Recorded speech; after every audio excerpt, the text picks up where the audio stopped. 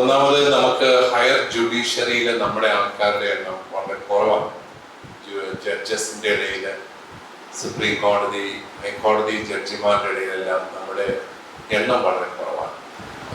അതുകൊണ്ട് സംഭവിക്കുന്ന പല കാര്യങ്ങൾ, ഒന്നാമത് നമ്മുടെ സഭയുമായി ബന്ധപ്പെട്ട കാര്യങ്ങൾ കോടതിയിലേക്കും ഒക്കെ വരുമ്പോഴത്തേക്കും നമ്മളെ പരിചയമില്ലാത്തവര്, ഈ സംവിധാനങ്ങൾ അറിയാൻ വയ്യാത്തവര് അവിടെ പ്രവർത്തിച്ചു കഴിഞ്ഞാൽ അത് വളരെ ദോഷകരമായ വിധികളിലേക്കൊക്കെ നയിക്കാം. ഇപ്പോ നമ്മുടെ ചങ്കരീച്ചനോട് പറഞ്ഞു, നമ്മുടെ ഇവിടെ ഒരു ട്രിബ്യൂണൽ വർക്ക് ചെയ്യുന്നു, അത് ആരെയും പിടിച്ച് ജയിലിലിടാനൊന്നുമല്ല. ഭൂതാശപരമായിട്ട് നടത്തപ്പെട്ട ഒരു വിവാഹം ഭൂതാശപരമായിട്ട് തന്നെയാണോ നടത്തപ്പെട്ടത് എന്ന് നോക്കി, അല്ലെങ്കിൽ അതിനൊരു നള്ളിറ്റി, നൾ ആൻഡ് വോയിഡ് ആയിട്ട് പ്രഖ്യാപിക്കുന്ന പ്രക്രിയ, അത്രയേ അതിന്റെ ലക്ഷ്യമായിട്ട് പ്രധാനമായിട്ടുള്ളൂ. പക്ഷെ ഇത് മാധ്യമങ്ങളിലേക്ക് വരുമ്പം മത കോടതിയായിട്ട് ഇത് മാറുകയാണ്. ഒരു മതത്തിന് കോടതി പറ്റുമോ?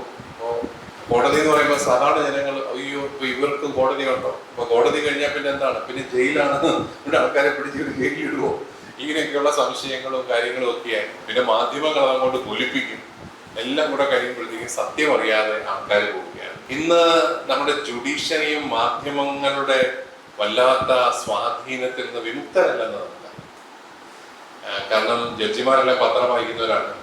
അതുകൊണ്ട് വല്ലാത്ത സമ്മർദ്ദങ്ങള് പ്രിന്റ് മീഡിയയിലൂടെയും അതുപോലെ വിഷ്വൽ മീഡിയയിലൂടെയും വരുമ്പോൾ ചിലപ്പോഴൊക്കെ നമ്മൾ അറിയാതെ നമ്മുടെ ചിന്തകൾ മാറിപ്പോകാനായിട്ട് സാധ്യതയുണ്ട്. നിങ്ങൾക്കറിയാമല്ലോ, മാധ്യമങ്ങളുടെ ഏറ്റവും വലിയ ഇഫക്റ്റ് എന്താണ്? പബ്ലിക് ഒപ്പീനിയൻ ക്രിയേറ്റ് ചെയ്തെടുക്കാൻ.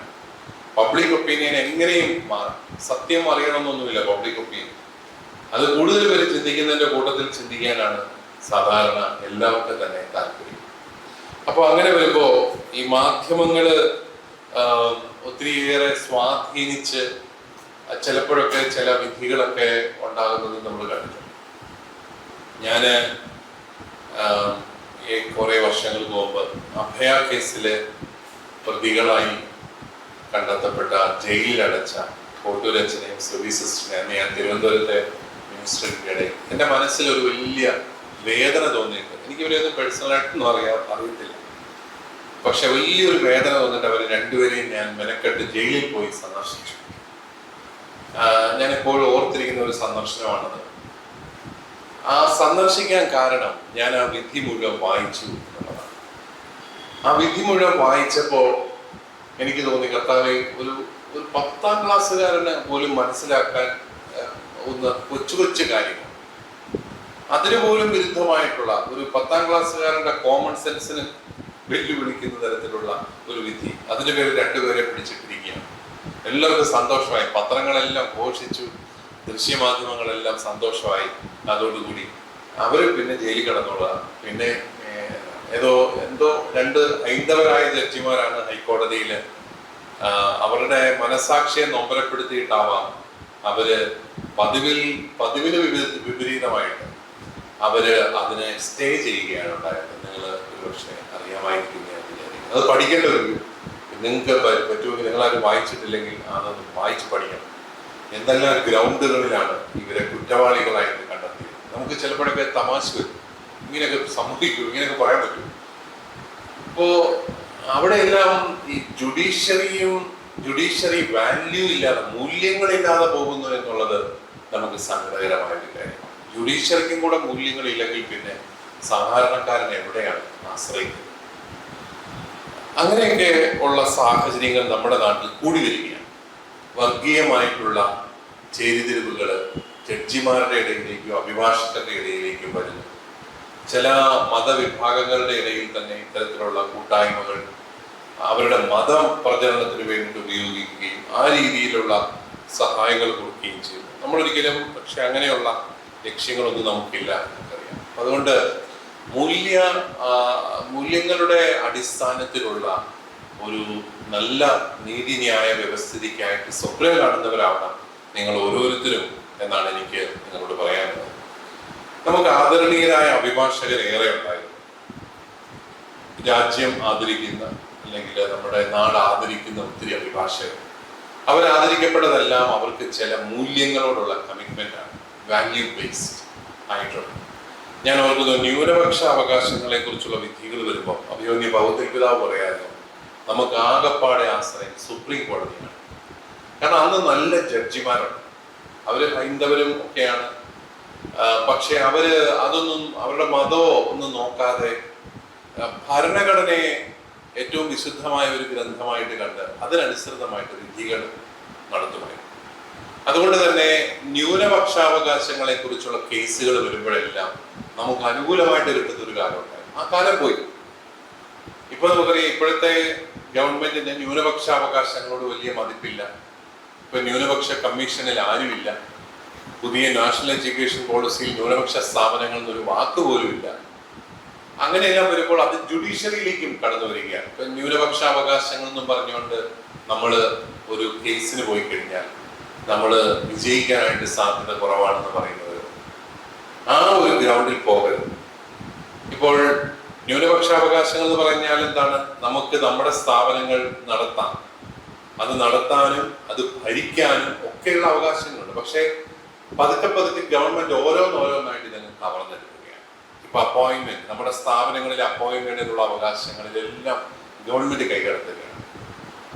അപ്പൊ നമ്മൾ ഓരോന്നിനും കണ്ടസ്റ്റ് ചെയ്യാന്ന് പറഞ്ഞു കഴിഞ്ഞാൽ ലക്ഷക്കണക്കിന് രൂപ മുടക്കി നമ്മൾ ഓരോന്നിനും എതിരായിട്ട് ഇങ്ങനെ കോടതികളിൽ പോവുക എന്ന് പറയുന്നത് ഒരു വലിയ ഭാരിച്ച ഒരു പ്രശ്നമാണ്.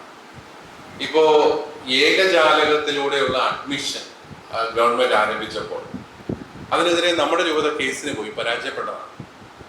നമ്മൾ പറഞ്ഞത് അത് ന്യൂനപക്ഷാവകാശങ്ങളുടെ ലംഘനമാണ്. നമുക്കറിയാം, നമ്മുടെ ചങ്ങനാശ്ശേരി അതിരൂപതയുടെ ഒരു സ്ഥാപനത്തിലും നമ്മൾ ഒരു പൈസ പോലും വാങ്ങാതെയാണ് എല്ലാവർക്കും ജോലി കൊടുക്കുന്നതും അതുപോലെ അഡ്മിഷൻ കൊടുക്കുന്നതും. നമുക്ക് ഒരു പൈസയും വേണ്ട അതിനകത്ത്. പക്ഷെ അവകാശം നഷ്ടപ്പെടാൻ പാടില്ല, ന്യൂനപക്ഷ അവകാശങ്ങൾ നഷ്ടപ്പെടാനായിട്ട് പാടില്ല. അത് പോയി കഴിഞ്ഞാൽ പിന്നെ എന്നേക്കുമായിട്ട് പോയി. അപ്പൊ നമ്മൾ അതിനെതിരെ കേസിന് പോയി, പക്ഷെ വിജയിച്ചില്ല. കാരണം അതൊരു പോപ്പുലർ രീതിയിൽ ബാക്കിയുള്ള ആർക്കും കുഴപ്പമില്ലല്ലോ, പിന്നെ നിങ്ങൾക്ക് മാത്രം എന്താണ് എന്നൊക്കെ പറഞ്ഞ് അതിനെ അങ്ങ് ആ ഒരു വിധി വരികയാണ്. പക്ഷെ അതുകൊണ്ട് പിന്നെ അതിന്റെ ചുവട് പിടിച്ച് കുറേ വിധികൾ വന്നു. നമ്മുടെ ന്യൂനപക്ഷാവകാശങ്ങൾ ഒത്തിരി നമുക്ക് നഷ്ടമാണ്. ഇപ്പൊ ഈ അടുത്ത നാളിൽ നിങ്ങൾ ശ്രദ്ധിച്ചു കാണും, നമ്മുടെ 6000-7000 അധ്യാപകര് കോട്ടയത്ത് വലിയ ഒരു പ്രക്ഷോഭണം നടത്തി. അതായത് എന്താണ്, ഭിന്നശേഷിക്കാർക്ക് നിയമനം കൊടുക്കണം, നമ്മളെല്ലാവരും റെഡിയാണ് കൊടുക്കാൻ. പക്ഷെ അത് ലിസ്റ്റ് തരേണ്ടത് ഗവൺമെന്റാണ്. അതിൽ നിന്ന് നമുക്ക് ന്യൂനപക്ഷ മാനേജ്മെന്റുകൾക്ക് നമുക്ക് ആൾക്കാരെ വെക്കാം, പക്ഷെ നമുക്ക് ലിസ്റ്റ് തരുന്നില്ല ഗവൺമെന്റ്. കാരണം അവരുടെ ഇല്ല, അവരുടെ ആവശ്യത്തിന് കാൻഡിഡേറ്റ്സ് ഇല്ല. അതിന്റെ പേരിൽ സുപ്രീം കോടതി വിധിച്ചു വേറെ ഒരു അധ്യാപകനും സ്ഥിര നിയമനം കൊടുക്കാൻ പാടില്ല. അതിന്റെ പേരിൽ എത്രയോ പേരാണ് പട്ടിണിയും പരിവട്ടവുമായിട്ട് കഴിയും. നമ്മുടെ എത്രയോ അധ്യാപകർ ഒത്തിരി കഷ്ടപ്പെടുകയാണ്. അപ്പൊ വലിയൊരു നീതി നിഷേധമാണ് അവിടെ നടക്കുന്നത്. അപ്പൊ ഈ അടുത്ത നാളിൽ നമുക്ക് ഒരു വിധി കിട്ടി. അത് NSS ആണ് പോയത്. NSSന് വിധി കിട്ടി. അത് സാരമില്ല, അത്രയും വേക്കൻസികൾ ഒഴിച്ചിട്ടുകൊണ്ട് ബാക്കിയുള്ളവർക്ക് കൊടുത്തു. അപ്പം അത് നമുക്കും കിട്ടാനുള്ള എല്ലാ വകുപ്പുകളും അതിലുണ്ടെങ്കിൽ ഗവൺമെന്റ് നമുക്ക് തരുന്നത്. നമ്മൾ വീണ്ടും സുപ്രീം കോടതിയിൽ പോകാനാണ് കേരള ഗവൺമെന്റ് പറയുന്നത്. അത് ഗവൺമെന്റ് തലത്തിൽ നമ്മളോട് കാണിച്ച ഒരു അനീതിയാണ്. പക്ഷെ ആ വിധിയിൽ പോലും ഒരു ചെറിയൊരു പ്രശ്നമുള്ളത്, ന്യൂനപക്ഷാവകാശങ്ങൾ അവിടെ കവർന്നിട്ടുണ്ട്. ഗവൺമെന്റിനെ ഏൽപ്പിച്ചു. ഈ ഭിന്നശേഷിക്കാരെ നിയമിക്കുന്ന ജോലി ഗവൺമെന്റിനെ ഏൽപ്പിച്ചിരിക്കുകയാണ്. നമുക്കതിനകത്ത് എതിർപ്പൊന്നുമില്ലെങ്കിലും താത്വികമായിട്ട് പറഞ്ഞാൽ നമ്മുടെ ന്യൂനപക്ഷാവകാശം അവിടെ നഷ്ടപ്പെട്ടു. കാരണം അത്രയും നാളും ഭിന്നശേഷിക്കാരെ നിയമിക്കാനുള്ള അവകാശം നമ്മുടേതായിരുന്നെങ്കിലും ആ വിധിയോടുകൂടി അത് നമുക്ക് നഷ്ടപ്പെട്ടു. അത് ചലഞ്ച് ചെയ്യണമെങ്കിൽ ഇനിയും നമ്മൾ പടികൾ പലത് കയറി അങ്ങ് പോകണം. അപ്പം പലപ്പോഴും ഈ മെനക്കേട് കൊണ്ട് നമ്മളിതിങ്ങനെ പോകാതിരിക്കുകയും അങ്ങനെ നമ്മുടെ അവകാശങ്ങൾ ഓരോന്നായിട്ട് നഷ്ടപ്പെടുകയും. അപ്പൊ ന്യൂനപക്ഷാവകാശങ്ങൾ എന്താണ്? ന്യൂനപക്ഷാവകാശങ്ങൾ എന്ന് പറഞ്ഞാൽ നിങ്ങളാരും വിചാരിക്കരുത് ഇത് അച്ഛന്മാർക്കും സിസ്റ്റേഴ്സിനും സ്കൂൾ നടത്താനുള്ള അവകാശം അല്ല. ഓരോരുത്തരുടെയും ഓരോ ന്യൂനപക്ഷത്തിന്റെയും, അത് മത ന്യൂനപക്ഷം മാത്രമല്ല, ഭാഷാ ന്യൂനപക്ഷമുണ്ട്, പലതരത്തിലുള്ള ന്യൂനപക്ഷങ്ങളുണ്ട്. അവർക്കെല്ലാം അവരുടേതായ നിലനിൽപ്പിന് ആവശ്യമായ സംവിധാനങ്ങൾ ഒരുക്കി കൊടുക്കുക എന്നുള്ളതാണ് ന്യൂനപക്ഷാവകാശം. അല്ലാതെ അത് കുറച്ച് സ്കൂളും കോളേജും നടത്താനുള്ള അവകാശം മാത്രമല്ല. അതിനെ ആ രീതിയിൽ മാത്രം വ്യാഖ്യാനിച്ച് ഒരു പൊതു അഭിപ്രായം രൂപീകരിച്ച് അതിനെതിരെ സംസാരിക്കുന്ന ആൾക്കാർ. അതുപോലെ മതസ്വാതന്ത്ര്യം, ഞങ്ങൾക്കറിയാം, ഈ നിർബന്ധിത മതപരിവർത്തന നിരോധന നിയമം അത് ഒറീസയിലാണ് ആദ്യം ആരംഭിച്ചത്. അത് സ്വാതന്ത്ര്യം കിട്ടി വളരെ പെട്ടെന്ന് തന്നെ കൊണ്ടുവന്ന ഒരു നിയമമാണ്. പിന്നീട് അത് വന്ന് പല സംസ്ഥാനങ്ങളിലേക്കും. യഥാർത്ഥത്തിൽ ഇത് ആർട്ടിക്കിൾ 25 നഗ്നമായ ലംഘനമാണ്. പക്ഷെ സുപ്രീം കോടതി അത് അന്ന് അംഗീകരിച്ചില്ല. നമ്മളത് കണ്ടസ്റ്റ് ചെയ്തതാണ്. നമ്മുടെ ഭരണഘടന ഒരു പ്രത്യേക അവകാശം നമുക്ക് തന്നു. ഓരോരുത്തരുടെയും മതം, അത് മതത്തിൽ വിശ്വസിക്കാനും അത് പ്രചരിപ്പിക്കാനും ഒക്കെ പഠിപ്പിക്കാനും എല്ലാം നമുക്ക് അവകാശം. അത് എന്തുകൊണ്ടാണ് പ്രചരിപ്പിക്കാൻ നമുക്ക് സ്വാതന്ത്ര്യം തന്നിട്ടുണ്ട് ഇന്ത്യൻ ഭരണഘടന. ഈ അടുത്ത നാളെ ജസ്റ്റിസ് സെറിക് ജോസഫ് നമ്മുടെ ഒരു മീറ്റിംഗിൽ പങ്കെടുത്ത് പറയുകയായിരുന്നു, പ്രചരിപ്പിക്കാനായിട്ട് നമുക്ക് അവകാശം തന്നതിന്റെ കാരണം മുസ്ലിങ്ങൾക്കും ക്രിസ്ത്യാനികൾക്കും അവരുടെ മതം പ്രചരിപ്പിക്കാതിരിക്കാൻ പറ്റത്തില്ല. കാരണം ക്രിസ്ത്യാനി ആയിരിക്കുക എന്ന് പറഞ്ഞു കഴിഞ്ഞാൽ വിശ്വാസം പ്രഘോഷിക്കുക എന്നുകൂടി അതിന്റെ അർത്ഥമാണ്. ഇപ്പോ ലോകമെങ്ങും പോയി സകല സൃഷ്ടികളോടും സുവിശേഷം പ്രസംഗിക്കുവൻ എന്നുള്ളതാണ് നമ്മുടെ കർത്താവ് അവസാനം നമുക്ക് തന്ന കൽപ്പന. അവിടെ പ്രസംഗിക്കാതിരിക്കാൻ പറ്റത്തില്ല. അങ്ങനെ പോകുമ്പോൾ ഇവന് പ്രസംഗിക്കാനായിട്ട് സ്വാതന്ത്ര്യം വേണം. അതിനു വേണ്ടിയിട്ട് ഇന്ത്യൻ ഭരണഘടന ഇവന് സ്വാതന്ത്ര്യം തന്നിരിക്കുകയാണ്. അത് നിർബന്ധിത മതപരിവർത്തനം എന്നുള്ള രീതിയിൽ അതിനെ നിയമമാക്കി അതിനെ തടയുകയാണ്. നിങ്ങൾക്കറിയാം, നിർബന്ധിത മതപരിവർത്തനം പോലെ സ്വാതന്ത്ര്യമുള്ള ഒരു രാജ്യത്ത് ഇത്രയും മണ്ടത്തരമായിട്ടുള്ള ഒരു കാര്യം നമുക്കാരെയാണ് നിർബന്ധിച്ച് മതം പരിവർത്തനം നടത്താൻ പറ്റും? ഇപ്പൊ നമ്മുടെ ചില പിള്ളേര് മറ്റു മതസ്ഥരെ കല്യാണം കഴിച്ചിട്ട് പേരൻസ് ഒക്കെ നിർബന്ധം പിടിക്കുമ്പോൾ പിള്ളേർ ഇങ്ങോട്ട് ചേരും. പക്ഷെ ചേർന്നതിന്റെ പേരിൽ കർത്താവ് വിശ്വസിക്കായിൽ വിശ്വസിക്കുന്ന എത്ര പേരുണ്ട്? അത് സംശയം. അവര് ചേരും, വേണമെങ്കിൽ പള്ളിയിലൊക്കെ നമ്മുടെ കൂടെ വരുമായിരിക്കും. പക്ഷെ അവരുടെ ഉള്ളിലെ ആ ദൈവത്തെ മാറ്റിയെടുക്കാനായിട്ട് അത്ര എളുപ്പമാണ്. കാരണം വിശ്വാസം എന്ന് പറയുന്നത് ഏറ്റവും പ്രൈവറ്റ് ആയിട്ടുള്ള ഒരു കാര്യമാണ്. അതൊരുവന്റെ മൗലിക അവകാശമാണ്. അത് അവന്റെ സ്വകാര്യതയുടെ ഒരു ഭാഗമാണ്. അതൊരിക്കലും മാറ്റാനൊന്നും അങ്ങനെ പറ്റത്തില്ല. അപ്പൊ നമുക്ക് ഒരാള് മനസ്സോടുകൂടി വരാതെ അവന്റെ വിശ്വാസം ജനിപ്പിക്കാനായിട്ട് സാധിക്കില്ല. നമ്മളെ സംബന്ധിച്ചിടത്തോളം വിശ്വാസത്തിലേക്ക് ഒരാൾ കടന്നു വരുന്നത് പരിശുദ്ധാത്മാവിന്റെ പ്രവർത്തനമാണ്. പക്ഷെ ഇങ്ങനെയുള്ള നിയമങ്ങൾ ഒക്കെ വരുമ്പോൾ അതിനെതിരെ പ്രതികരിക്കാൻ പോലും നമുക്ക് സാധിക്കുന്നില്ല എന്നുള്ളതാണ്. വീണ്ടും സംസ്ഥാന നിയമസഭകളെല്ലാം ഇങ്ങനെ നിയമങ്ങൾ ഉണ്ടാക്കിക്കൊണ്ടിരിക്കുകയാണ്. അപ്പൊ എനിക്ക് നിങ്ങളോട് പറയാനുള്ളത്, നിങ്ങളെല്ലാം യുവ അഭിഭാഷകർ എന്നുള്ള നിലയിൽ നിങ്ങൾ ഏതെങ്കിലുമൊക്കെ ഒരു മേഖലയിൽ നിങ്ങൾ സ്പെഷ്യലൈസ് ചെയ്യണം, നന്നായിട്ട് വായിക്കണം. പണ്ട് ഈ അഭിഭാഷകരുടെ മുറിയൊക്കെ സിനിമയിലൊക്കെ കണ്ടിട്ടുണ്ട്, വലിയ തടിച്ച ഗ്രന്ഥങ്ങൾ നിറഞ്ഞിരിക്കുന്നുണ്ട്. നിങ്ങൾക്ക് അത്രയും വലിയ ഗ്രന്ഥങ്ങളൊക്കെ ആയിരുന്നു എനിക്കറിയില്ല.